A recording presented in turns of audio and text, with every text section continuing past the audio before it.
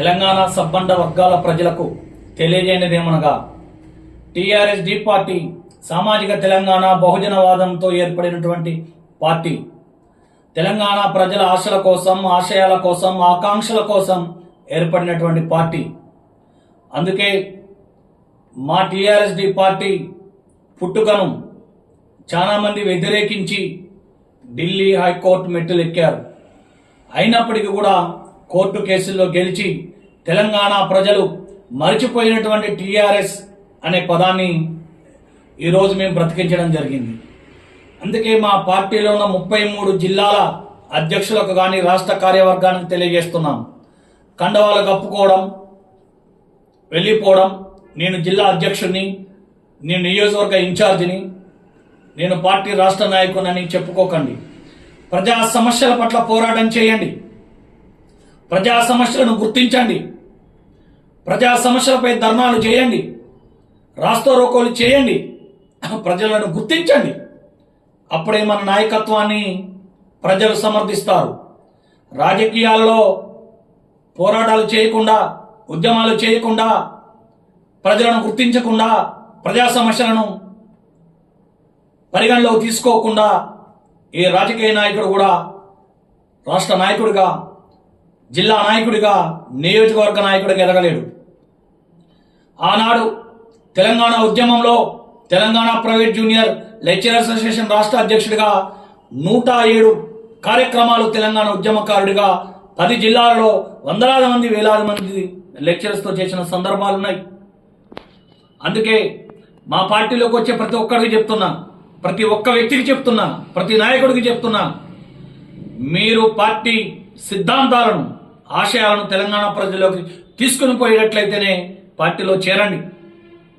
లేకపోతే చేరకండి. డబ్బును ఆశించి పార్టీలోకి రాకండి, రాజకీయాల్లోకి రాకండి.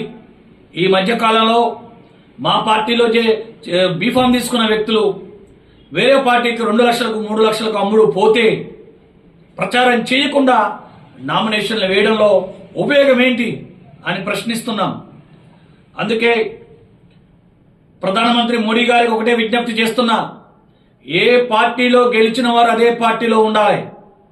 వేరొక పార్టీలోకి మారితే అనర్హత వేటు వేయండి. అటువంటి చట్టాలు పార్లమెంట్లో తీసుకురండి. ఒక ఎమ్మెల్యే పార్టీ మారినా, ఒక ఎంపీ పార్టీ మారినా, ఒక ఎమ్మెల్సీ పార్టీ మారినా, ఒక కార్పొరేటర్ పార్టీ మారినా, ఒక వార్డు మెంబర్ పార్టీ మారినా అనర్హత వేటు వేస్తేనే రాజకీయాల్లో విలువలు ఉంటాయి. అటువంటి విలువల కోసం మనం పోరాటం చేయవలసిన అవసరం ఉన్నది. అందుకే మా పార్టీ బీఫామ్ కానీ, వేరొక పార్టీ బీఫామ్ కానీ ఇచ్చేటప్పుడు అందరూ కూడా ఆలోచించవలసిన విషయం ఒకటి ఉన్నది. ఆ పార్టీ నాయకుడు కానీ, లేదా మన పార్టీ తరఫున పోటీ చేసే వ్యక్తి కానీ గతంలో అతని యొక్క నిజాయితీ ఏమిటి, ప్రస్తుతం ఏ విధంగా నడుస్తున్న తీరును మనం చూడాలి.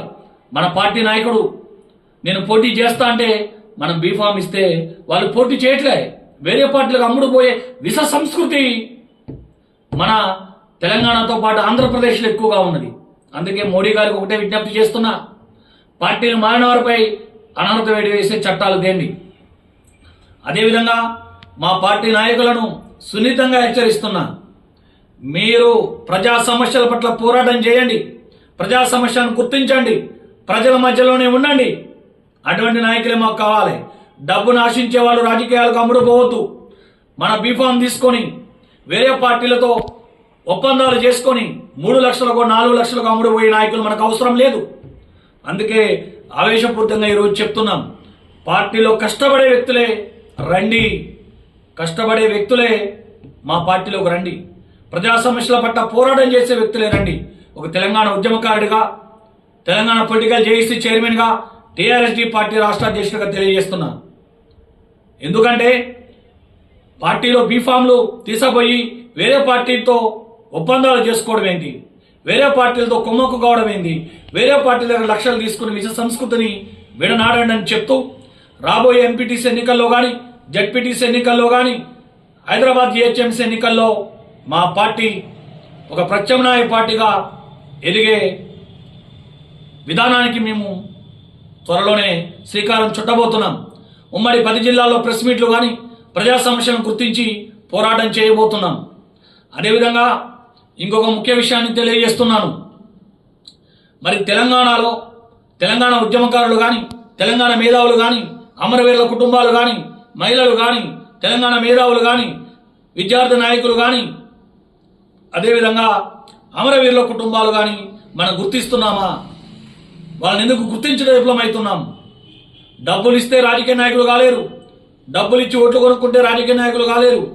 ఏ నాయకుడైనా ప్రజా సమస్యలను గుర్తించి పోరాటం చేస్తేనే వాళ్ళ గొప్ప నాయకులుగా అవుతారని తెలియజేస్తూ, రాబోయే ఎన్నికల్లో టీఆర్ఎస్డి ప్రత్యామ్నాయ పార్టీగా ముందుకు పోతుందని తెలియజేస్తూ, ప్రజా సమస్యల పట్ల మనందరం పోరాటం చేయవలసిన అవసరం ఉన్నది. అందుకే మనందరం బలంగా ముందుకు పోవాలని, అప్పుడే తెలంగాణ ప్రజలు ఆదరిస్తారని తెలియజేస్తూ సెలవు తీసుకుంటున్నాం.